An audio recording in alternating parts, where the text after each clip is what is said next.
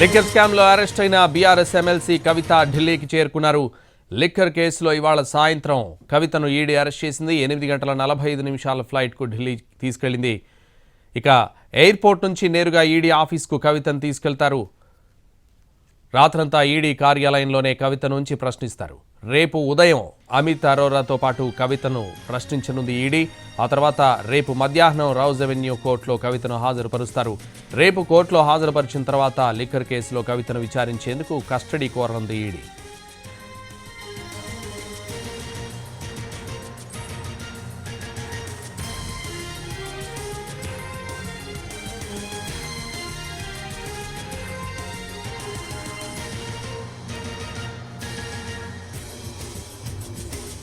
Liquor స్కామ్లో arrest అయిన BRS MLC కవిత ఢిల్లీకి చేరుకున్నారు.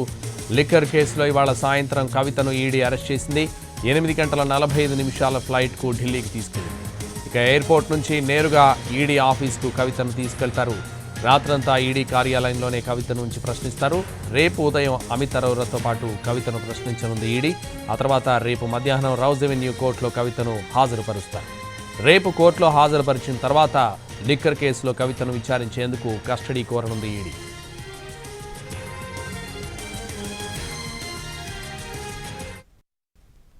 ఇదే విషయానికి సంబంధించి మరింత సమాచారం మా ప్రతినిధి రాజు అందిస్తారు. రాజు,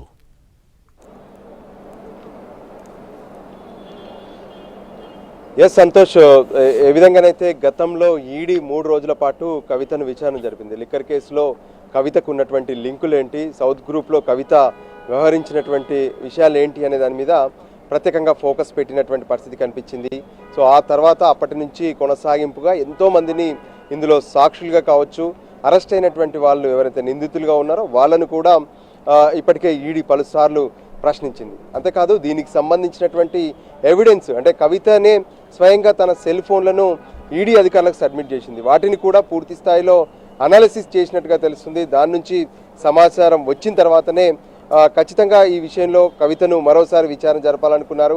అందులో భాగంగానే కవితకు పలుసార్లు ఈడీ తర్వాత నోటీసులు ఇచ్చింది. సో కవిత వస్తున్నటువంటి పరిస్థితి కొంత కనిపిస్తుంది. మనం చూడొచ్చు, ఒక ఫ్లైట్ మాత్రం ఏదైతే కవితకు సంబంధించి ఫ్లైట్ ఇప్పటికే ఎయిర్పోర్ట్కు చేరుకుంది. సో ఏ క్షణాన్నైనా కవిత బయటికి వచ్చే అవకాశాలు అయితే స్పష్టంగా కనిపిస్తున్నాయి. సో ప్రస్తుతం అయితే చూడొచ్చు, ఏదైతే ఎయిర్పోర్ట్లో ఉన్నటువంటి ఈ హడావిడి అంటే ఏదైతే పోలీసులు పెద్ద ఎత్తున ఇక్కడ మోహరించున్నారు. సో కవితకు సంబంధించి అంటే ప్రొటెక్టివ్గా ఇక్కడ నుంచి ఏదైతే ఈడీ కార్యాలయానికి తీసుకెళ్లేందుకు ఇక్కడ ఉన్నటువంటి పోలీసులంతా కూడా సిద్ధంగా ఉన్నారు. అయితే రేపు జరిగేటటువంటి అంటే ఈరోజు ఇక్కడికి చేరుకున్న తర్వాత ఖచ్చితంగా కవిత నేరుగా ఇక్కడ నుంచి ఈడీ కార్యాలయానికి తీసుకెళ్తారు. ఎందుకంటే సాయంత్రం కవితను అక్కడ ఈడీ అధికారులు అరెస్ట్ చేశారు. సో ఆ తర్వాత ఇప్పుడు ఈడీ కార్యాలయానికి తీసుకెళ్తారు. ఇక్కడ నుంచి ఎయిర్పోర్ట్ నుంచి సరిగ్గా 20 నిమిషాల సమయం ఈడీ కార్యాలయానికి పడుతుంది. సో ఆ తర్వాత ఈడీ కార్యాలయంలోనే ఈ రాత్రి కవిత ఉంటారు. రేపు ఉదయం ఏదైతే మెడికల్ టెస్టుల కోసం కవితను తీసుకెళ్లే అవకాశం కనిపిస్తుంది. మెడికల్ టెస్టులకు ఆర్ఎంఎల్ హాస్పిటల్ తీసుకెళ్తారు. గతంలో ఎవరైతే ఢిల్లీ లిక్కర్ కేసులో అరెస్ట్ అయినటువంటి వాళ్ళని అబ్జర్వ్ చేసినప్పుడు వాళ్ళను ఆర్ఎంఎల్ హాస్పిటల్ తీసుకెళ్లి అక్కడ మెడికల్ టెస్టులు చేసిన తర్వాత మళ్ళీ తిరిగి ఈడీ కార్యాలయానికి తీసుకొస్తారు. ఈడీ కార్యాలయం నుంచి సరిగ్గా 1:40 లేదా 1:45 నిమిషాలకు అక్కడ నుంచి బయలుదేరి రౌజ్ అవెన్యూ కోర్టుకు తీసుకెళ్తారు. రౌజ్ అవెన్యూ కోర్టులో జస్టిస్ నాగపాల్ ముందు హాజరుపరుస్తారు. అదే సమయంలో ఈడీ ఒక పిటిషన్ కూడా వేయబోతుంది.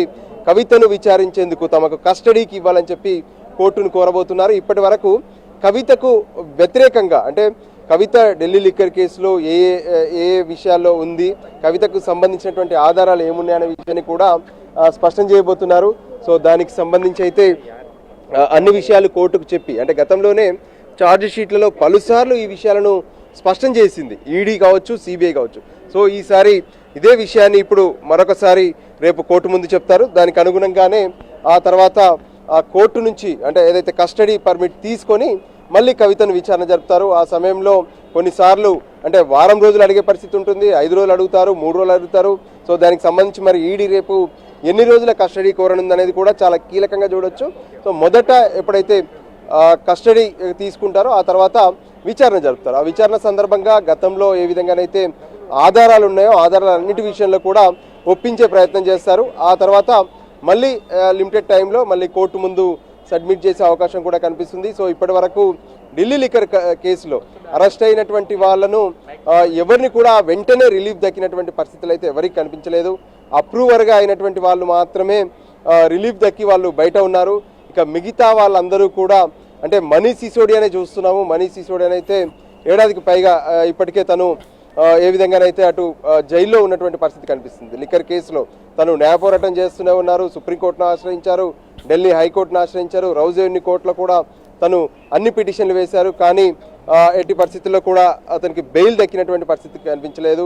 ఎందుకంటే లిక్కర్ కేసు ఎప్పుడైతే ఈ కేసు బయటకు వచ్చిందో అందులో ఆ సమయంలో మనీష్ సిసోడియా ఎక్సైజ్ మినిస్టర్గా ఉన్నారు. సో సౌత్ గ్రూప్కి సంబంధించి అందరూ కూడా ఒక గ్రూప్గా ఉన్నారు. దానికి లీడ్ ఎమ్మెల్సీ కవిత చేశారు. అభిషేక్ బోయిన్పల్లి, అరుణ్ రామచంద్ర పిల్లై, శరత్ చంద్రారెడ్డి, దాంతోపాటు రాఘవరెడ్డి, ఈ విధంగా సౌత్లో ఉన్నటువంటి వాళ్ళందరి పేర్లను కూడా వెలుగులోకి తీసుకొచ్చారు. వాళ్ళని అరెస్ట్ కూడా చేశారు.